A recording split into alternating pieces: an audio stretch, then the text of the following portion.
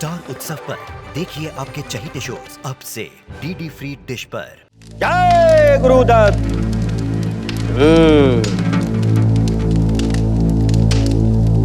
बहुत बड़ी मुसीबत चल रही है प्रभु। राहु और केतु की वक्र दृष्टि व्यापार और लाभ के घर में बैठे हुए ग्रहों पर पड़ रही है। इसके कारण व्यापार में घाटा और स्वास्थ्य के खराब होने के योग है। बिल्कुल सही कहा महाराज। महाराज मेरा तो ब्लड प्रेशर भी बढ़ने लगा है। कहीं मुझे अटैक तो नहीं आ जाएगा महाराज? नक्षत्रों की ये चाल चलती रहेगी। महाराज कोई तो उपाय होगा, प्लीज कुछ कीजिए।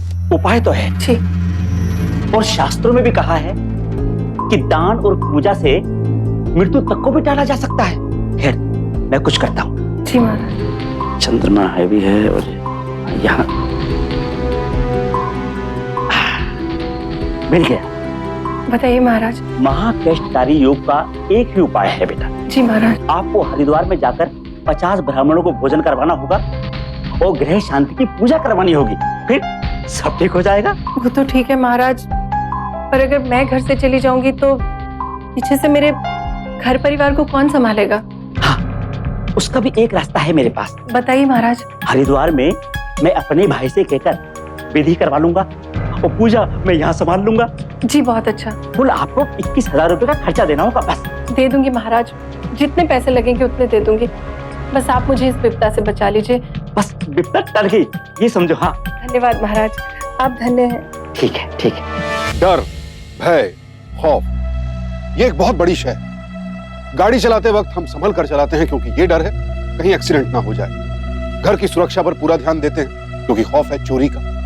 और सबसे बड़ा डर होता है अपने भविष्य को लेकर। इसीलिए भविष्य बूझने के लिए शास्त्र के रूप में ज्योतिष का विकास हुआ, यानी जन्म कुंडली और सितारों की चाल के अध्ययन से भविष्य की गणना। कुछ लोग इसे सत्य मानते हैं, कुछ नहीं। ज्यादातर ज्योतिष अपने ज्ञान और विवेक का पूरी श्रद्धा के साथ सही इस्तेमाल करते हैं, लेकिन यह भी सत्य है कि बहुत से ज्योतिष इसकी आड़ में धोखाधड़ी करते हैं, यानी भविष्य का झूठा डर दिखाकर लोगों को ठगते हैं और अपने लालच और स्वार्थ के लिए संगीन से संगीन अपराध तक को अंजाम दे डालते हैं।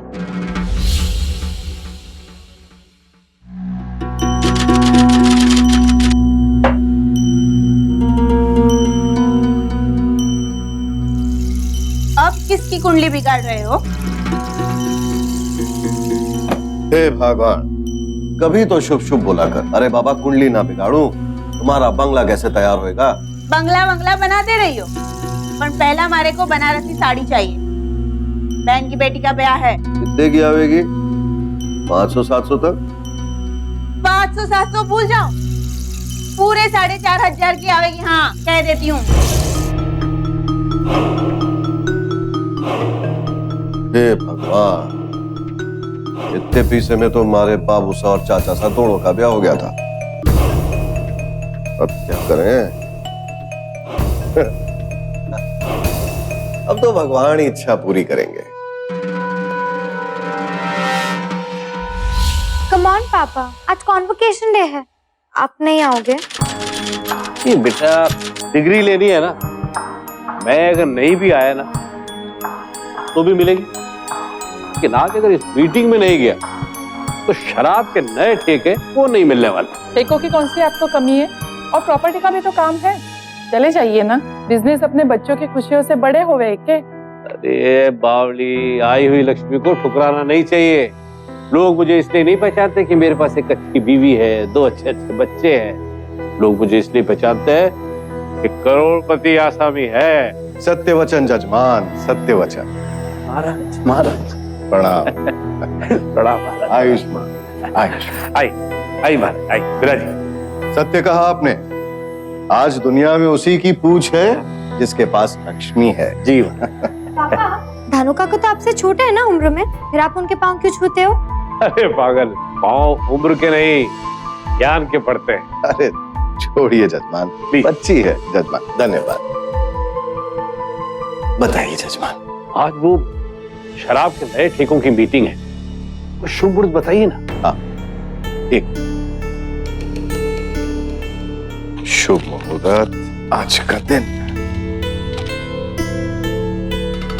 ना जजमान, कोई भी नया कार्य प्रारंभ करने का ये सही वक्त ना से हुक्म। शनि की अंतर्दशा ला जड़ी। आप स्वयं देखो हुक्म, बिना शांति अनुष्ठान किए नया काम शुरू करना तो सही नहीं होगा जजमान। और यदि किया, सुख की जगह दुख और लाभ की जगह हानि ही प्राप्त होगी हुक्म। तो महाराज वो शांति अनुष्ठान कीजिए ना। अवश्य। कितने रुपए लगे? कुछ विशेष नहीं हुक्म, बस मात्र 5100 में हो जाएगा। जी।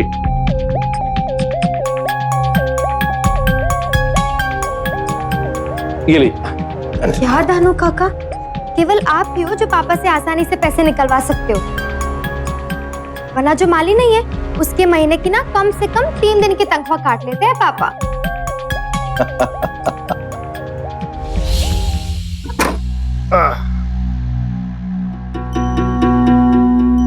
पार्वती, ओयो पार्वती, पानी ला। हाँ लाती हूँ।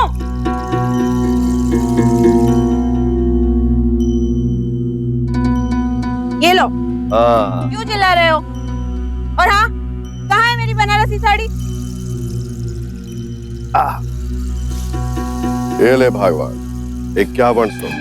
अब जा, साड़ी भी खरीद और साथ में नया चूड़ा भी। अरे वाह, सुबह बोला और दोपहर में हाजिर। ऐसा क्या जादू किया? अरे जादू मारे हाथों में है, हाथों में। इस सारे ग्रह नक्षत्र सबको मुट्ठी में कर रखे से धनसा है। ये मुट्ठी में। बुरे ग्रहों का झूठा डर दिखाकर धोखाधड़ी करना ज्योतिष शास्त्र का दुरुपयोग ही नहीं, उसका अपमान भी। लेकिन धनसाय के लिए ये एक हथियार था। वो गाहे बगाहे भगवान दास को भविष्य का झूठा डर दिखाकर पूजा और अनुष्ठान के नाम पर उन्हें ठगता रहता। और अफसोस, दुनियादारी में माहिर भगवान दास यहाँ आकर परस्त हो जाते कि उन्हें धनसाय पर पूरा विश्वास था, और इसी बात का नाजायज फायदा धनसाय लगातार उठाता रहा।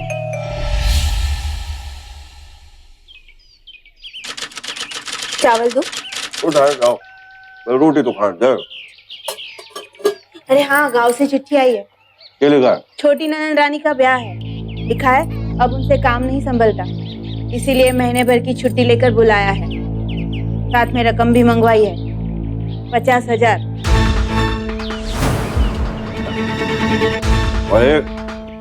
आड़ा पति कौन सा सरकारी नौकरी करे से चले चलेंगे। और रहा सवाल पैसों का, अपना भगवान दास है ना, वो दे देगा। अरे अपना बखत सुधारने के लिए किसी और का बखत खराब करने में कितना टाइम लगेगा। और वैसे भी जब वापस आऊंगा सेठ जी से ही कमा के उसका पैसा वापस कर दूंगा। अरे वापस आकर लौटाने की बात बाद में करना, पहले ये सोचो इतनी बड़ी रकम सेठ से कैसे निकलवाओगे। कोई अनुष्ठान का काम तो है नहीं कि 2-4 हजार ऐसे ही ऐट लिए। 50,000 है, पूरे 50,000।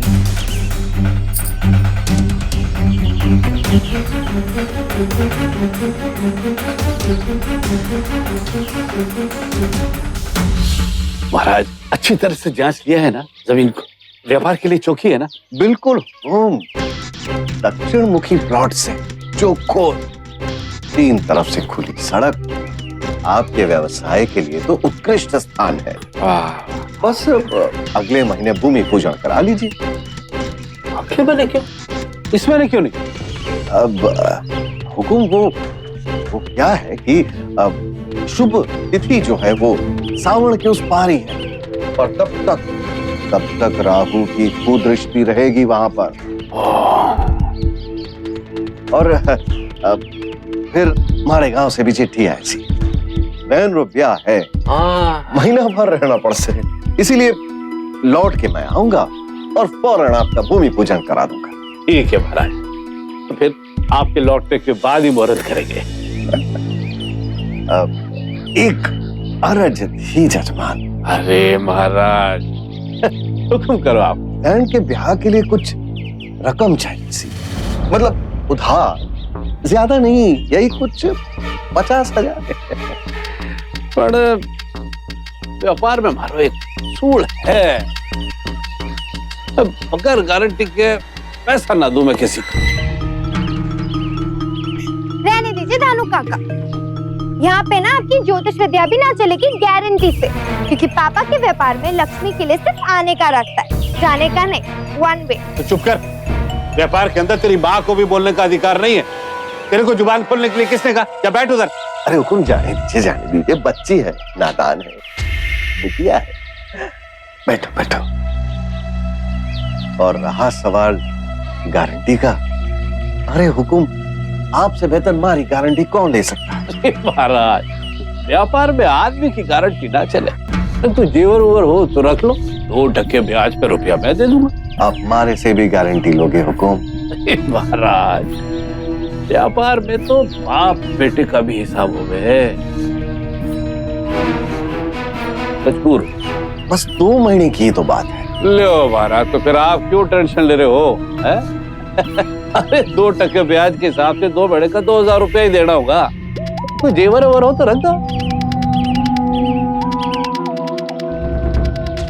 मारे से गिरवी रखने की बात करे जालिम आदमी। अब व्यापार में पैसा कौन छोड़े है? आप ही बताओ, क्या आप छोड़ो हो? पार्वती, ये मणि बात मान, ये थाड़े कंगन मुझको दे दे, अब मैं गिरवी रख देता हूँ। मारा कंगन? ना ना, मैं ना दूंगी। तो क्या करे? बहन का ब्याह ना करूं?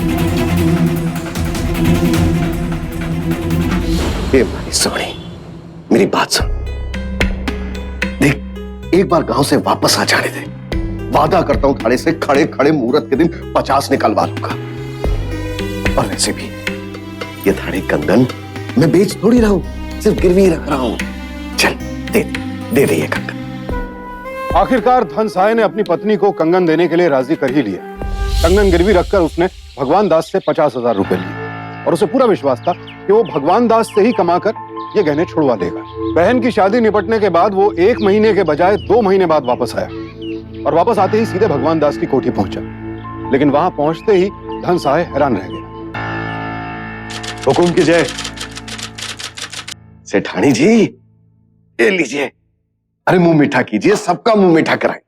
अरे मारो, बहन का ब्याह बहुत अच्छे से संपन्न हुआ, सबको खिलाइएगा।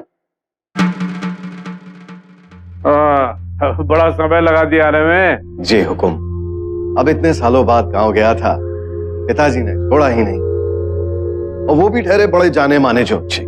बोले कि मुहूर्त सही नहीं है। अब भला उनकी बात कैसे टाल सकता था मैं?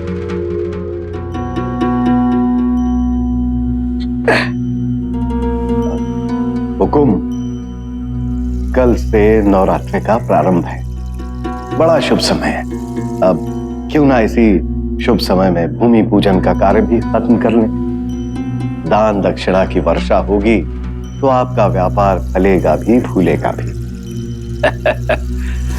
भूमि पूजन तो कब का हो गया महाराज, कि हमारी फैक्ट्री की 1-2 मंजिले की छत भी बढ़ गई है। भूमि पूजन तो कब का हो गया महाराज, कि हमारी फैक्ट्री की 1-2 मंजिले की छत भी बढ़ गई है। बिना शुभ मुहूर्त के क्या करता, व्यापार अच्छे से चले इसलिए आपको रखा था। 1 के बदले 2 महीने लगाओगे तो व्यापार तो नहीं रोक दूंगा ना, इसलिए हमने दूसरे पंडित को बुला भेजा। पर हुकुम, हमारी गणना के हिसाब से ये ठीक न से घोर अनर्थ हो सकता है। रोहिणी नक्षत्र में 11 के दिन लाभ चौगड़िया में भूमि पूजन हुआ है, कहां से अशुभ हुआ? आप कौन भाई? ये हमारे नए पंडित जी हैं, रामेश्वर जी। हाँ, जो आपने आने में 2 महीने लगाए, बीच में बहुत जरूरत पड़ी तो हमने ले रख लिया। अरे बड़े ज्ञानी हैं ये भी, हमारी कुंडली देख के हमारे सारे परिवार के बारे में सब कुछ सत्य सत्य बता दिया। तो चले रामेश्वर जी, भाई शुभ मुहूर्त में गोदाम का उद्घाटन कर दे। चलिए सेठ जी, चल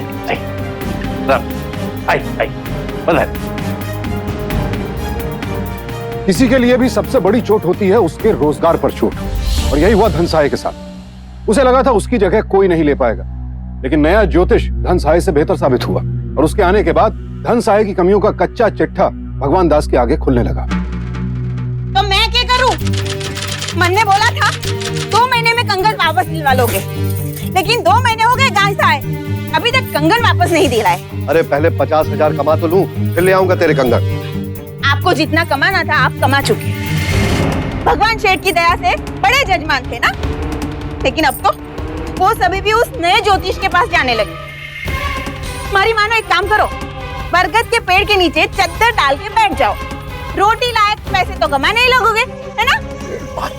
तुम्हारी माँ ने कितने चाव से कंगन दिए थे और भेंट चढ़ेगी किसी और को। देखो कह देती हूँ, मने मारे कंगन वापस दिलवा दो, वरना मैं ये घर छोड़ के अपने मायके चली जाऊंगी। अरे मायके जाती है तो तू जा, हमारा दिमाग मत खा। दिमाग होता तो सेठ को इतना ना काटते। हमारी मानो अपनी ही कुंडली किसी अच्छे ज्योतिष को दिखाओ।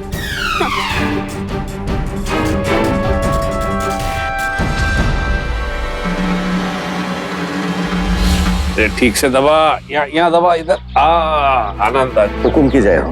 अरे महाराज, आओ आओ आओ आओ। हुकुम, एक अर्ज थी आपसे। हाँ बोलो। वो हमारी लुगाई के कंगन है आपके पास जी। अरे पता है, मुझे पता है। बस वही वापस लेने आया। उस कंगन के लिए घर में बहुत बड़ा बखेड़ा खड़ा हो गया सी। अरे तो महाराज बखेड़े को निपटाओ, है भाई। सूद समेत रुपया दे जाओ और कंगन ले जाओ। पैसा तो नहीं अभी हमारे पास, तो वो कंगन वापस कर दो, आपका पाई पाई लौटा दूंगा, विश्वास टूटने नहीं दूंगा।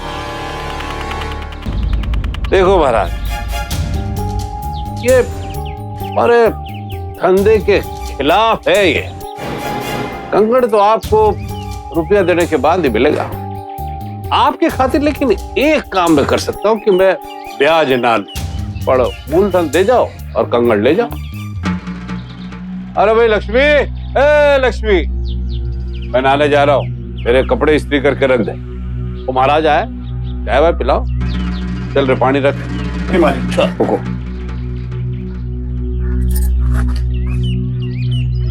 महाराज जीती रहो। आप बैठिए, मैं आपके लिए चाय बनाती हूँ। ना सेठानी जी ना, अब तो थाड़े घर से हमारा दाना पानी उठ गया। इन्होंने नया ज्योतिषी रख लिया है। पता है सेठानी जी, कपटी है वो, कपटी है जो हमारे सेठ जी को लूट रहा है। अब तो जो प्रभु की इच्छा, एक बार ठोकर खाएंगे तो खुद ही संभल जाएंगे। सेठानी जी, एक गरज है मणि, आप सेठ जी से कह के हमारे गहने लौटा दो सेठानी जी, बड़ा उपकार होगा आपका सेठानी जी, बड़ा उपकार। मैं अच्छा हूँ बिटिया। आप तो जानो हो महाराज, इनके मामले में बात करने से मुझे साफ मनाही है। पार्वती ने बड़ा जीना हराम कर रखा है घर में। सेठानी जी, अब मेरे खातिर एक काम करो, आप वो पैसे मेरे को दे दो, मैं सेठ जी को वापस कर देता हूँ और आपको वो सारे पैसे मैं धीरे धीरे करके चुका दूंगा। तो जानते हो ना काका, पैसे तक पिताजी के पास रहते और मेरा बस चलता तो मैं इस घर में किसी भी ज्योतिष का आना ही बंद करवा देती। वैसे भी इंसान को अपने पर और अपने भगवान पर भरोसा होना चाहिए, नक्षत्र पर नहीं। नमस्ते। आप बैठिए ना महाराज, मैं आपके लिए चाय बनाती हूँ। ज्योतिषी का काम मुंह बोले बढ़ता है। एक व्यक्ति ने किसी ज्योतिषी की तारीफ की तो 100 लोग उसके पास खींचे चले आते हैं। वहीं एक शख्स की असंतुष्टि कईयों के पांव वहां से खींच भी लेती है। यही हुआ भगवान दास की वजह से धन सहाय के साथ। भगवान दास की वजह से धन सहाय के पास कई और क्लाइंट्स भी थे, लेकिन अब सभी ने उससे अपना नाता तोड़ना शुरू कर दिया। अब धन सहाय की आजीविका तो चल रही थी, लेकिन इतने पैसे नहीं आ रहे थे कि वो अपनी पत्नी के कंगन छुड़वा सके। हर बीतते दिन के साथ उसकी परेशानियां बढ़ती जा रही थी और साथ ही साथ भगवान दास पर उसका नाजायज गुस्सा। तभी अचानक भगवान दास की शराब की दुकानों पर छापा पड़ा और दूसरे राज्यों से लाई गई सस्ती शराब के उनके गोदाम पकड़े गए। धन सहाय मानो इसी मौके की तलाश में था।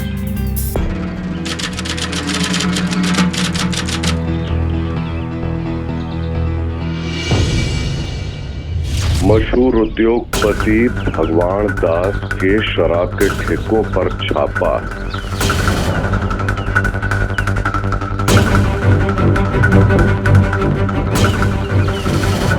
बस अब मिल गया मौका, एक झटके में तीनों काम। हमारी लुगाई के कंगन भी वापस दूंगा, खुद के अपमान का बदला भी, और वो नया पंडित उसकी तो करूंगा मैं छुट्टी के छुट्टी। मुझे क्या पता कैसे हो। आपको मैंने मेरे सितारों के लिए रखा है। आप बताओ ये अनिष्ट हुआ कैसे? सेठ जी, मुहूर्त तो मैंने शुभ ही निकाला था। अब विपत्तियां तो आती जाती रहती हैं। ये विपत्ति आई नहीं लाई गई है पंडित। और सेठ जी, वो लाई गई है वो भी गलत भूमि पूजन की वजह से। बकवास कर रहे हो तुम। कोई प्रमाण है तुम्हारे पास? हाथ कंगन को आरसी क्या, पढ़े लिखे को फारसी क्या। लक्ष्मी माता रूठ गई से आपसे सेठ जी। शुभ मुहूर्त में पूजा करने से लक्ष्मी घर आती है और अशुभ मुहूर्त में पूजा करने से दरिद्रता।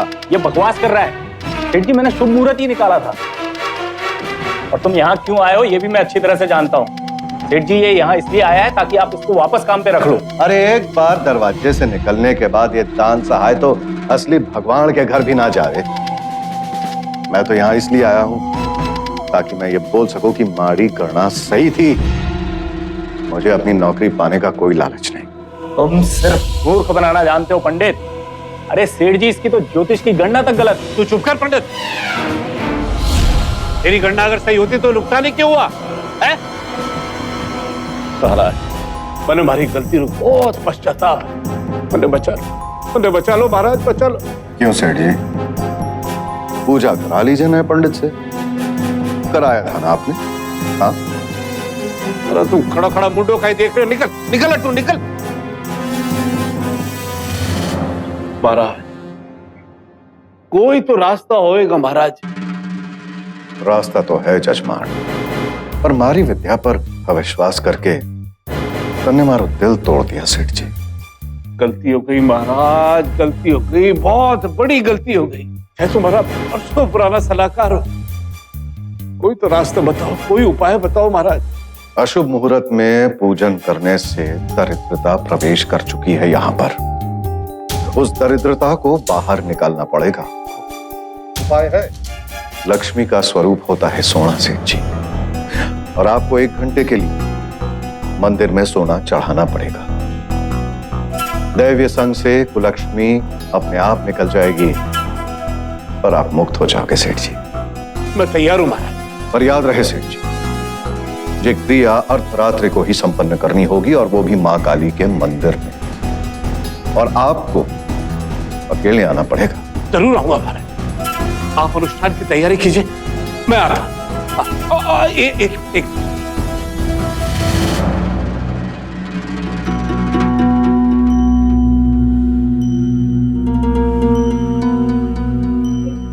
महाराज, आप रो कंगन। ना सेठ जी, अब तो ये कंगन मैं आपका मूल चुका कर ही वापस लूंगा। जय श्री कृष्ण। चलता हूं। जय श्री कृष्ण।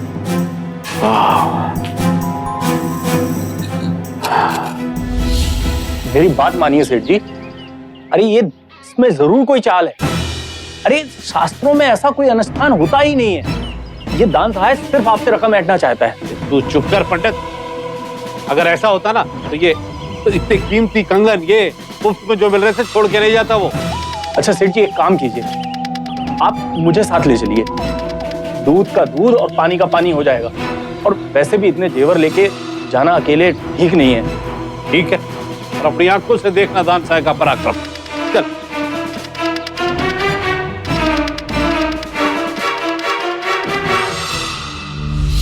अरे लक्ष्मी, लाओ जेवरों का बैग लाओ भाई जल्दी। अरे तुम तो तैयार होगी। इस वक्त आपको अकेले जाने दो, जोखम है। और ये राहुल, इसे अकेले कहाँ छोड़ दो। रिया भी तो शादी में गई है। जब तक वो आ जाएगी हम लोग लौट आएंगे। ओ ठीक है बाबा, जल्दी करो, आप मुहूर्त का समय निकला जा रहा है। चलो चलो, आओ आओ पंडित जी, जल्दी आओ। अरे वॉचमैन। हाँ साहब। सुनो, रिया मैम साहब आए तो उनसे कहना हम लोग पूजा के लिए गए। ठीक है साहब। और 1 बजे तक लौट आएंगे, समझे? ठीक है साहब। चलो बैठो बैठो, जल्दी बैठो।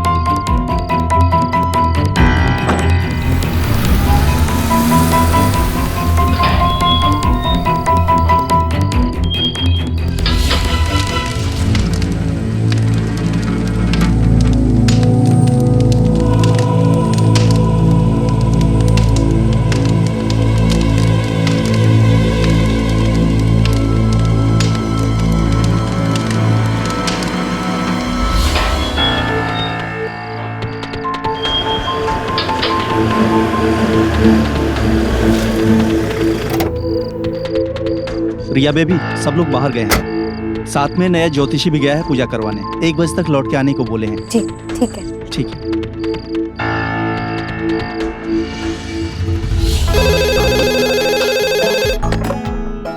हेलो। कौन? रिया बिटिया? बेटा धाणु काका बोल रहा हूँ, जरा अपने पापा को फोन देना। पापा तो नए ज्योतिष के साथ किसी पूजा पे गए कुछ 1 घंटे पहले। क्या पूजा पर? अरे पर धाणु पापा तो मेरे घर ही आने वाले थे पूजा के लिए, और मैंने फोन इसीलिए किया था कि 1 घंटा हो गया अभी तक नहीं पहुंचे। What? आप यहाँ नहीं आए तो कहाँ जा सकते हैं? बेटा कोई अनहोनी ना हो जाए, जेवर लेके निकले थे वो।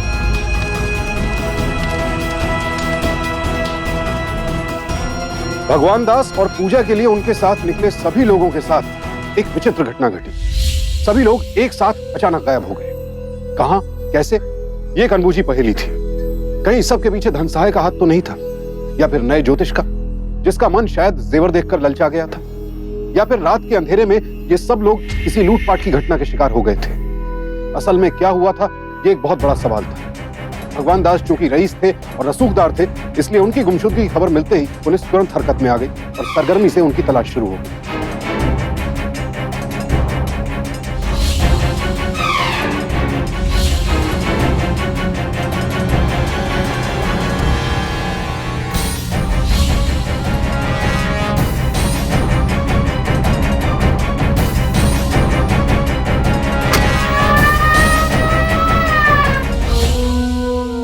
I don't want to listen any excuse. 4 लोग इसी शहर में कुछ 20 लाख के गहनों के साथ लापता हो गए और आप कुछ नहीं कर पा रहे हो। सवाल उठ रहे हैं हम पर। Sir, we did everything. हमने हर जगह पे पूछताछ की, तहकीकात की, लेकिन अब तक कोई ठोस सबूत हमारे हाथ में नहीं लगा। यहां तक कि उनकी गाड़ी उनके घर से कुछ 2 किलोमीटर की दूरी पर पाई गई। ये तो शक है कहीं ये खाना बदोश डकैतों का काम ना हो। और ये किडनैपिंग नहीं हो सकती सर, क्योंकि अगर ये किडनैपिंग होती तो अब तक रैंसम के लिए फोन आ चुका होता। मुझे तो डर है कहीं उनकी हत्या ना की गई हो।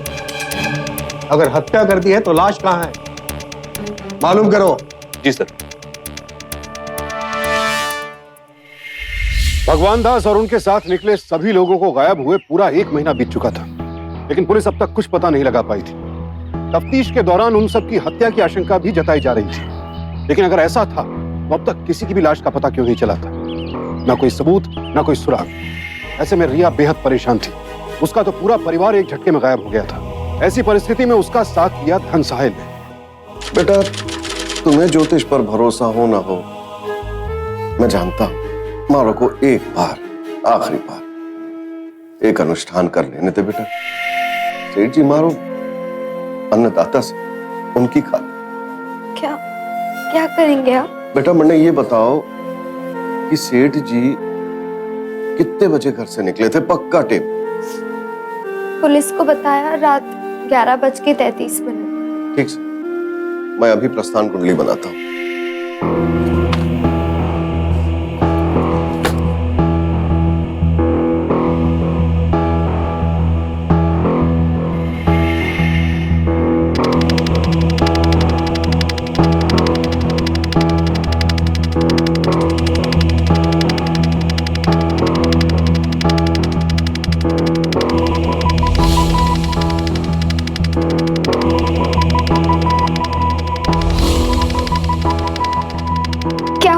काका? घोर संकट बेटा, मृत्यु योग, भयंकर अंधकार रात्र, राहु काल में निकले थे वो। अशुभ। और मरने तो लागे है कि यहां से 40 किलोमीटर दूर उन पर विपत्ति आई है। बेटा एक बार हमें मालूम करना चाहिए, जाकर देखना चाहिए। क्या रिया जी, अभी कहां इन ज्योतिषियों के चक्कर में आ गई? बात तो मैंने आपकी भी मानी थी, लेकिन कोई रिजल्ट आया नहीं ना। एक बार पंडित जी की बात मानने में क्या एतराज है? आप कहे तो मैं हायर ऑफिशियल से बात करूं? नहीं, उसकी कोई जरूरत नहीं है, हम लोग देखते हैं।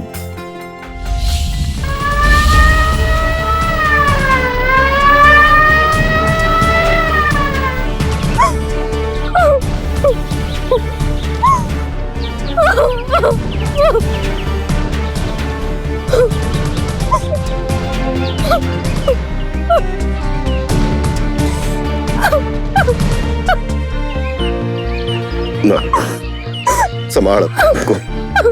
जो हो रहा था वो तो हो गया। राहु काल में निकले थे अपने सेठ जी। ईश्वरन की आत्मा को शांति दे। ये बेहद चौंकाने वाली बात। भगवान दास, उनकी पत्नी लक्ष्मी और उनके बेटे राहुल की लाशें उसी इलाके से बरामद हुई जिसका आकलन धनसाय ने किया था। लेकिन नए पंडित रामेश्वर का कुछ अता पता नहीं था। पुलिस ने भी अब यह मान लिया था कि जेवरों के लालच में रामेश्वर ने ही ये हत्याएं की हैं और अब वो फरार हो गया है। पुलिस ने रामेश्वर को ढूंढने का भरसक प्रयास किया, लेकिन कहीं से कोई सुराग नहीं मिला।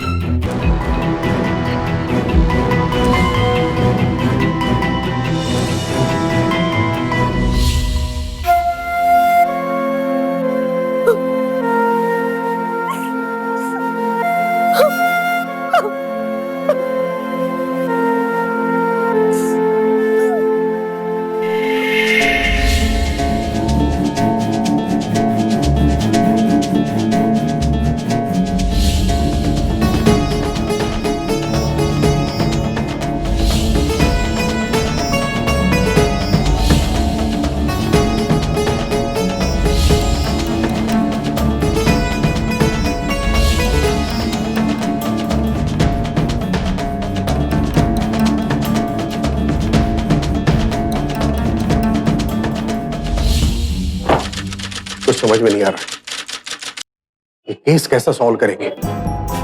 दिन ब दिन प्रेशर बढ़ते जा रहा है। अगर जल्दी से हम इस केस को सॉल्व नहीं कर पाए ना तो ऊपर वालों को जवाब देना पड़ेगा। ये छोटा सा केस हमसे सॉल्व नहीं हो रहा है, समझ में नहीं आता मुझे।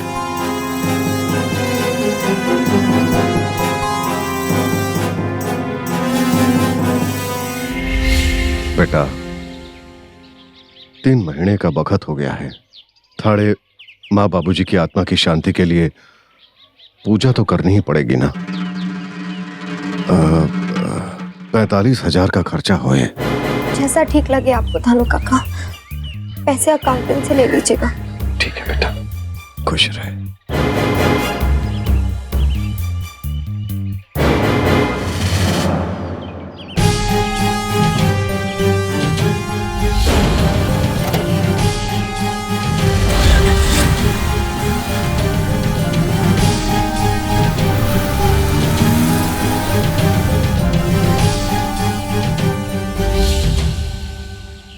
मुझे लगता है ये फाइल अभी बंद कर देनी चाहिए सर, लेकिन इस चीज के लिए तो हमें उनकी परमिशन ले।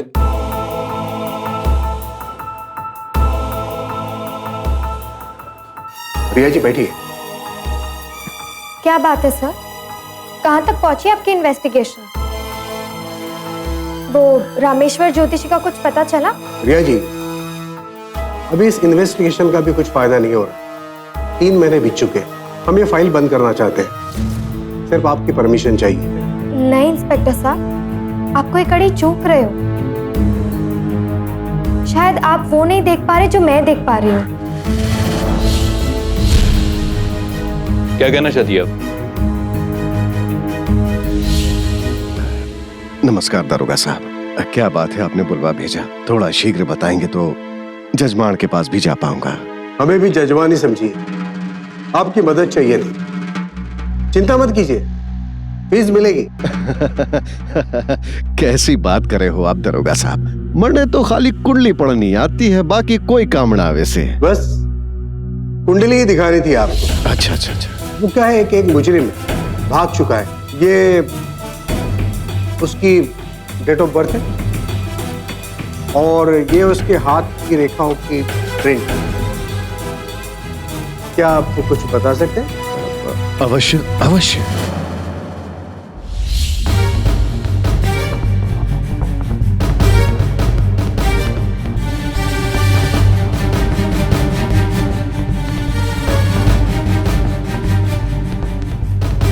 शिव शिव शिव शिव शिव शिव। अनर्थ दरोगा साहब, अनर्थ।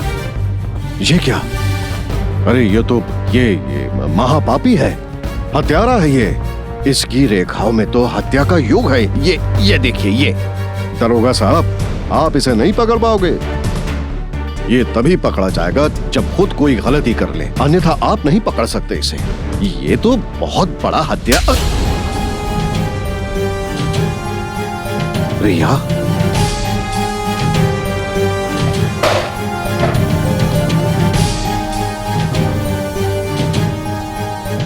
बैठ जाओ पंडित जी। बेटी, इसमें माड़ा कोई दोष नहीं है। ये सब तो मेरी कोई गलती नहीं है बेटा। शीशे में जाके देख, अपने गाल पर पड़े हाथ की रेखाओं को और इन रेखाओं को मिला एक ही है। वो डेट ऑफ बर्थ जाली है, और जिस कातिल के बारे में तुम बात कर रहे हो ना, वो मैं हूँ। तो इसमें मारी की गलती से इंस्पेक्टर साहब ने उल्टी सीधी कुंडली दे दी मारे को पढ़ने के लिए, तो इसमें मारा का दोष? बेटा धन साय, हमारा दोष ये है कि धन ने पूरी गाड़ी उठा ली, वो भी कैश। अब 2 महीने में तुम्हारी हालत इतनी भी तो नहीं बदली कि 10 लाख की गाड़ी ले लो, वो भी कैश। ये तुम्हारे गाड़ी के डील्स के पेपर, ये हमने उस कार डीलर से बरामद किए। मैं कल तुम्हारे घर गई थी, तुम्हारी पत्नी ने नहीं बताया? धानु काका। अरे रिया बेटी तुम? धानु काका है, मुझे उनसे कुछ जरूरी काम था, उनका फोन भी ऑफ आ रहा है। अरे हाँ, वो तो शहर से बाहर गए।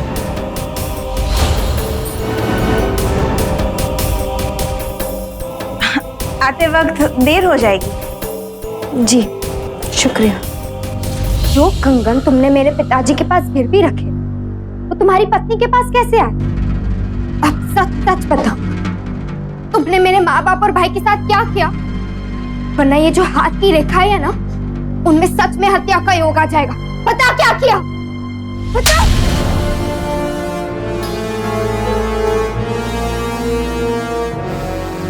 वो मैंने सोचा कि हमारी लुगाई के जो कंगन है, भगवान दास को उल्लू बना के कैसे भी ले लूंगा और उसी के पैसे से उसका कर्ज चुका दूंगा। लेकिन कमबख्त ने एक नया पंडित रख लिया, और वो भी ईमानदार। फटाफट उसने मेरी चाल समझ ली।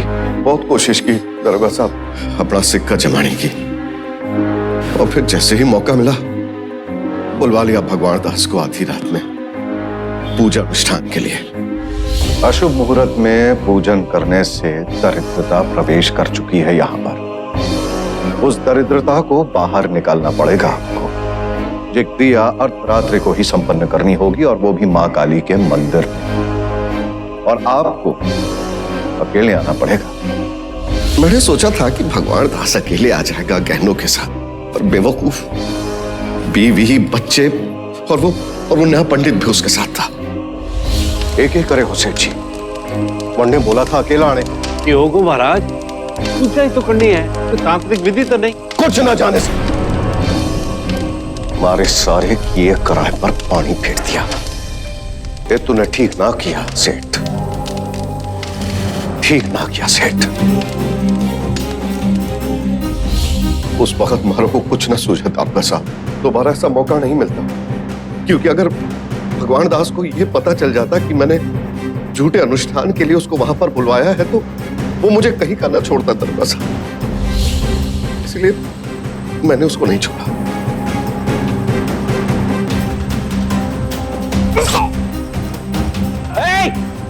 और उसके बाद भगवान दास की बीवी और बच्चे को भी मार दिया। जी प्लीज आगे। और वो नया पंडित रामेश्वर बहुत दौड़ा है, उन्होंने बहुत दौड़ा है।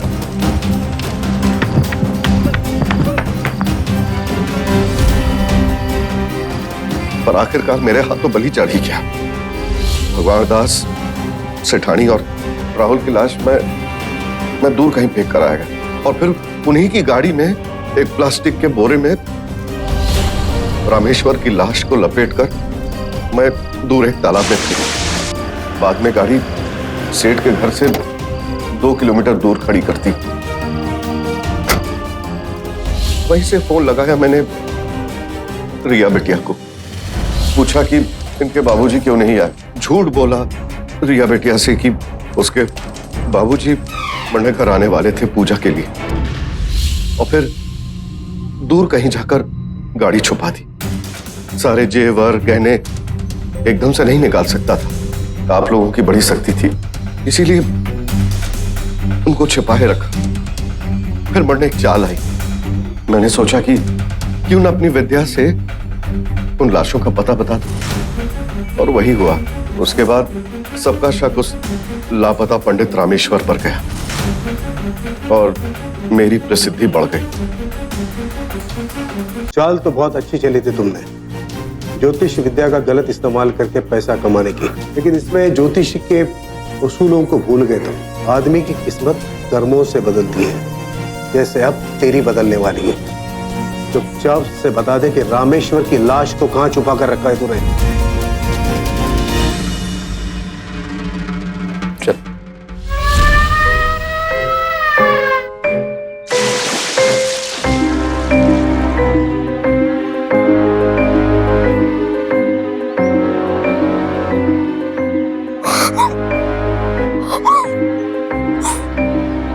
मैंने माफ करते रिया बेटा।